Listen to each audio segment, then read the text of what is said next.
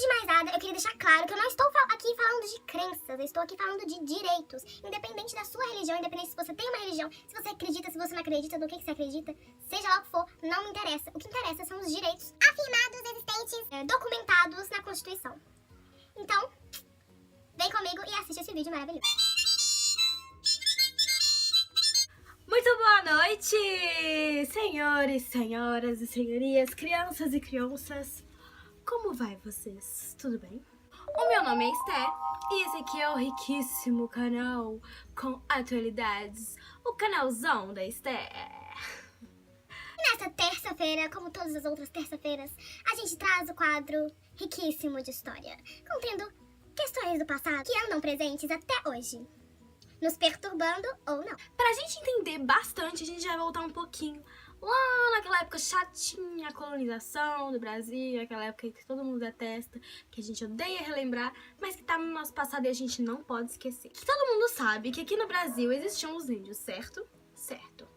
E os índios tinham seus próprios cultos e a sua própria maneira de agradecer a natureza, de se comunicar com os espíritos e etc. Com a chegada dos portugueses, começou-se a doutrinação forçada cristã. Que maravilha, não é mesmo? Essa doutrinação era feita para que os indígenas fossem salvos da escravidão. Essa atividade missionária se divide em dois períodos. 1549, antes da chegada dos jesuítas, e após a vinda do Santo Inácio de Loyola, que teve sua atividade concentrada até meados do século XVIII. E aí isso aí foi durante os 40 anos eles foram migrando e conversando e evangelizando os indígenas para mostrar para eles o caminho do Senhor, os valores espirituais da imortalidade. Os portugueses começaram a trazer aqui para o Brasil os africanos para serem escravizados. E o que eles fizeram? Doutrinaram os escravos também. Se eles doutrinassem do mesmo jeito que doutrinavam os indígenas, eles não poderiam escravizar ninguém. Então, né, colocaram aí uma justificativa considerada plausível na época. Eles usavam referências de São Tomás de Aquino para justificar que tudo bem escravizar o africano, para manter a sociedade a salvo. Como assim manter a sociedade a salvo? Eu vou explicar, querida, calma aí. A escravidão era má, porém justa. Justa e necessária para manter a ordem do mundo. Para os indígenas, buscar a salvação permitiria a eles que se salvassem da escravidão. E aí, pelo contrário, para os negros, cativeiro, por descenderem de Caim, o filho maldito de Noé. Ou seja, pegaram uma parte da Bíblia, interpretaram do jeito deles e escravizaram, dizendo que estava tudo bem, porque, né, tá escrito aqui, meu filho, então boa sorte aí no seu cativeiro. Então, assim, eles doutrinavam e falavam que era parte do castigo eles continuarem no cativeiro. Então, eles tinham que ser escravizados para terem as almas salvas. No meio disso tudo, muitos africanos não deixavam de cultuar sua própria fé, com religiões como o candomblé e, posteriormente, a umbanda. E foi isso por muitos anos. Por 300 anos, o cristianismo era a religião oficial do Brasil. Em 1824, a Constituição do Império foi promulgada por Dom Pedro I em nome da Santíssima Trindade, tornando assim a religião oficial do Brasil durante os próximos 300 anos. Oficial e dominante. Se é que vocês me entendem o que eu quero dizer com essa palavra dominante. O Código Penal proibia de doutrinas contrárias a verdades fundamentais da existência de Deus e da imortalidade da alma. Ou seja, se você fizesse qualquer coisa contrária à Bíblia, você ia ser castigado. As outras religiões, quando eram toleradas, eram proibidas de fazer culto público. Vocês sabem muito bem por que disso, né, gente? Porque culto público atrai o quê? Atrai gente para aquele lugar. Às vezes você vê um culto público e aí você fala, olha que incrível esse culto público, vou participar dessa religião. E eles não queriam isso. Então a única religião que podia fazer propaganda era o cristianismo. Conforme Pontes de Miranda disse, liberdade de crença compreende a liberdade de ter uma crença e a de não ter uma crença. Comentário à Constituição de 1967. O Brasil se tornou um estado laico com um decreto de número 119-A, de 7 de janeiro de 1890. Mas e aí? Como é que é isso na prática, hein, gente? Como é que tá sendo aí pra minoria, hein? Para as pessoas que não são cristãs, que não são dessa parte dominante da população. O fato é que independente de qualquer coisa, independente do que você queira, do que eu queira, do que qualquer pessoa queira, o Brasil não é um estado cristão. E aceitar isso tem sido muito difícil para nossa sociedade, não é mesmo? O que significa um estado laico? Significa que independente da sua crença, independente se ela existe ou não, independente se você é cristão, se você é não cristão, se você é candomblessista, se você é umbandista, se você é espírita, se você é budista, independente do que você for, você tem livre acesso às leis do país. Independente da sua religião, você tenha direitos. Olha que incrível.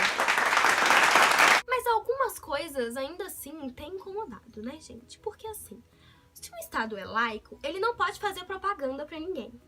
E isso pode confundir a cabeça de muita gente. Inclusive, proliferar o preconceito diante das outras religiões não cristãs.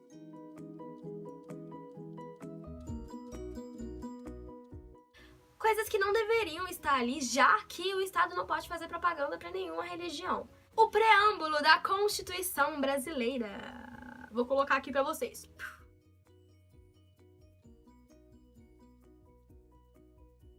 Preâmbulo é aquilo que vem antes das leis, é o que explica o que tá vindo no texto de baixo.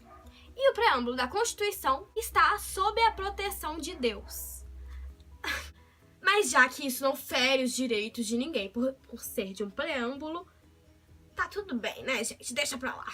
A Câmara dos Deputados e o Supremo Tribunal Federal têm crucifixos nelas, que são de uma determinada religião específica. Inúmeras outras religiões brasileiras não têm crucifixo, mas eles estão lá decorando os prédios públicos.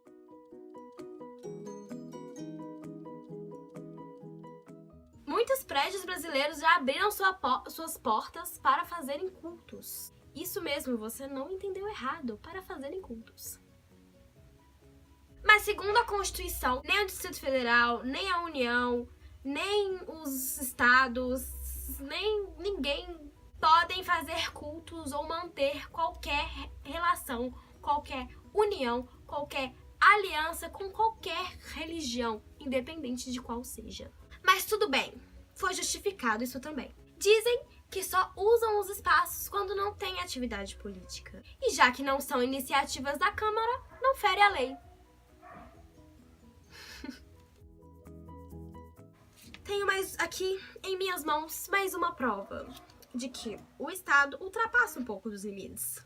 Isso mesmo, nem o seu dinheiro vai escapar disso. Aqui, na nota do real, como vocês podem ver, cadê? Aqui, ó. Aqui. Tem escrito: Deus seja louvado.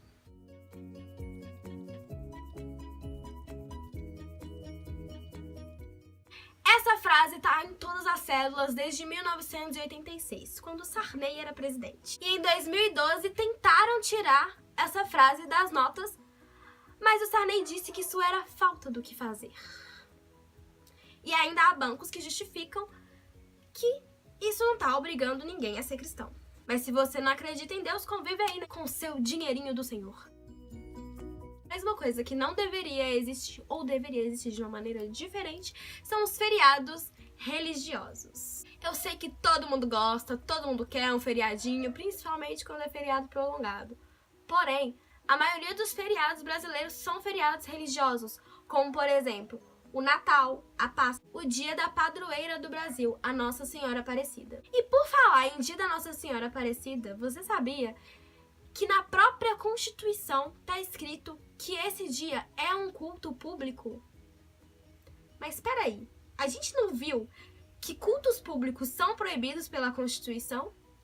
Pois é, né, menina? Que bipolaridade! E todas essas coisas, quando contestadas, alegam que não estão tirando os direitos de ninguém e nem obrigando ninguém a seguir a religião de Cristo. Mas quantas religiões por aí não têm feriados santos ou não têm frases de seus líderes nas cédulas, hein? A gente vive num país que até ter religião é uma luta de classe. Porque a religião dos menos favorecidos é sempre esquecida. A questão é que se o país é laico, ele tem que dar todos os direitos iguais para as pessoas. Inclusive o direito de ter uma bancada com todas as religiões. Porque se pode ir para um, pode ir para todo mundo. Não deixe de compartilhar esse vídeo, eu espero que vocês tenham gostado. Deixa seu like, se inscreve no canal. Deixa aquele comentário maroto que todo mundo gosta. Um beijo e até o próximo vídeo.